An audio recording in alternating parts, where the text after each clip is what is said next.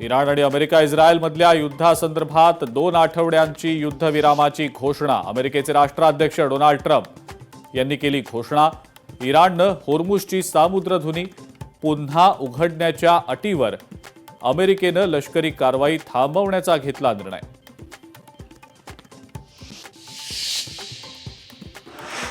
होर्मुझची सामुद्रधुनी खुली करण्याची इराणची पुष्टी अमेरिकेचे राष्ट्राध्यक्ष ट्रम्प यांच्यासोबत झालेल्या युद्धविरामाच्या घोषणेनंतर सामुद्रधुनी सर्वांसाठी खुली करण्याचा निर्णय।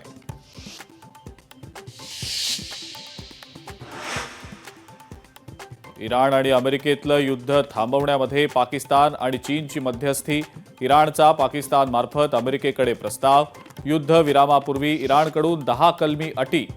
10 एप्रिलला इस्लामाबादमध्ये इराण आणि अमेरिकेमध्ये चर्चाही होणार।